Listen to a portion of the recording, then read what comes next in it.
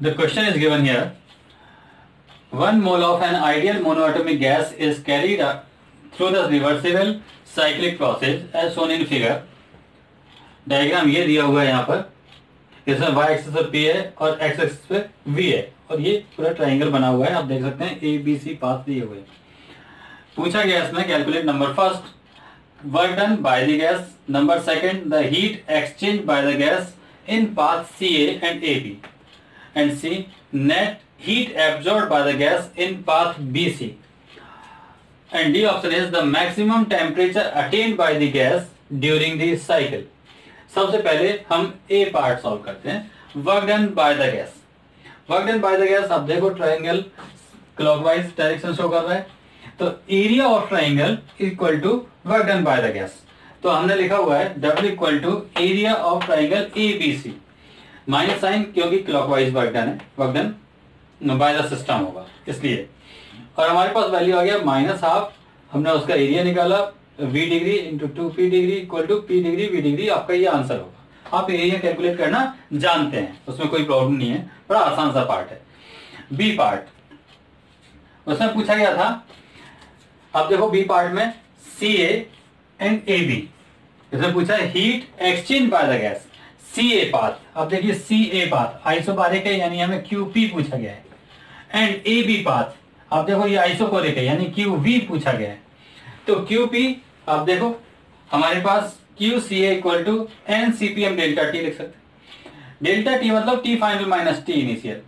Final अगर आपसे path CA बोला गया इसका मतलब A फाइनल स्टेज होगी और C इनिशियल स्टेज होगी, तो आपने फाइनल TA माइनस TC किया।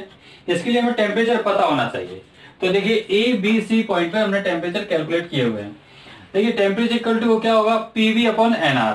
क्वेश्चन में गिवन है N कितना है, 1 मोल N गिवन है, तो आपने यहाँ पर N की वैल्यू 1 रख दी, यानी सब जगह NR में N की वैल्यू 1 रखा हुआ है।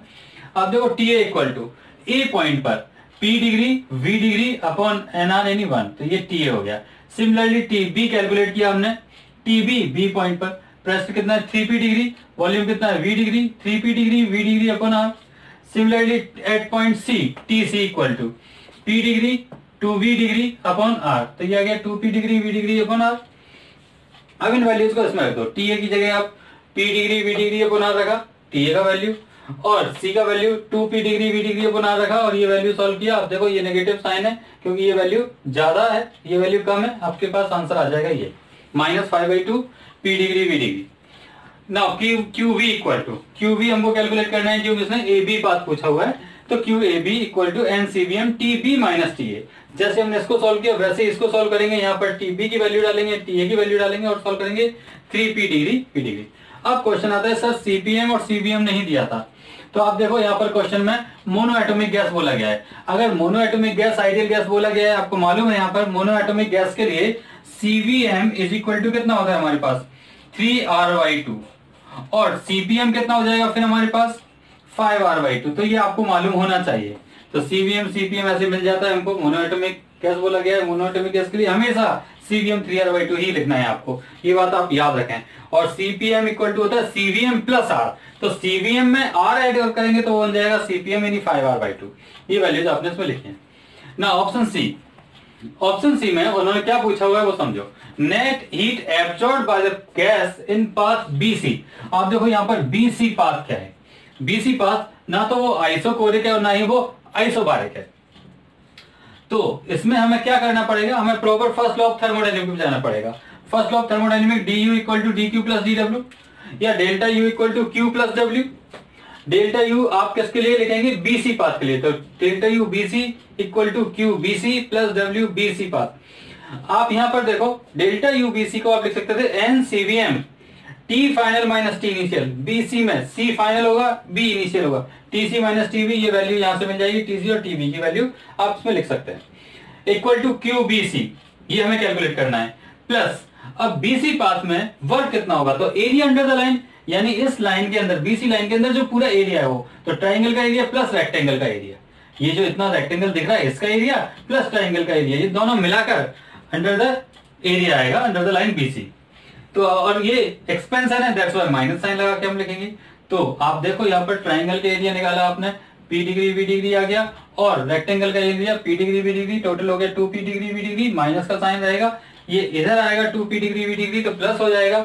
और आप देखो यहाँ पर n की वैल्यू 1 है, CVM की वैल्यू 3R/2 लिखेंगे, इंटू TC की वैल्यू कितनी है 2P degree V degree upon R, TB की वैल्यू कितनी है 3P degree V degree upon R, TC में से TB माइनस करेंगे तो P degree V degree upon R बचेगा, तो ये बचा P degree V degree upon R, ये वैल्यू आप देख सकते हैं। यहाँ पर ये जो वैल्यू हमारे पास बचा ये नेगेटिव का वैल्यू है, क्योंकि TC कम है और TB ज्यादा है, तो TC में से TB माइनस करेंगे तो नेगेटिव बचेगा, और नेगेटिव हमने लिखा हुआ है।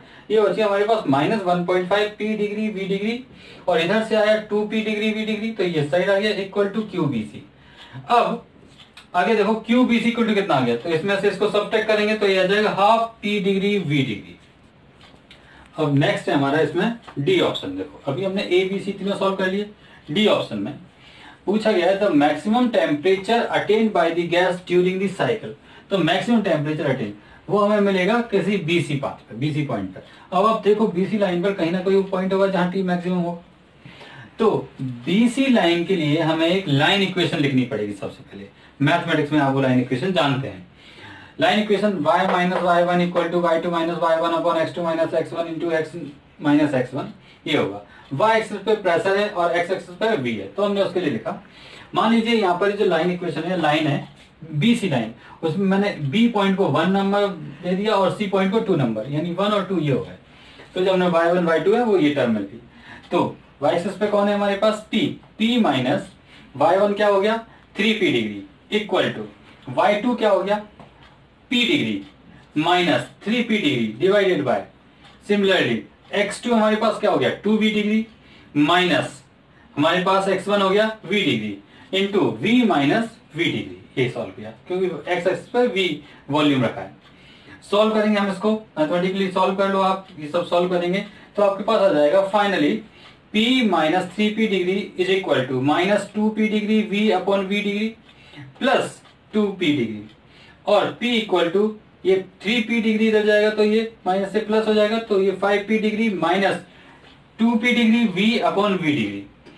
ये हमारे पास प्रेशर आ गया V की टर्म में, लेकिन एक्चुअली क्वेश्चन में पूछा गया है मैक्सिमम टेम्परेचर अटेन, तो अभी हमारे पास प्रेशर आया V की टर्म में, तो हमें V को हटाना है और हमें यहाँ पर टेम्परेचर मैक्सिमम निकालना है।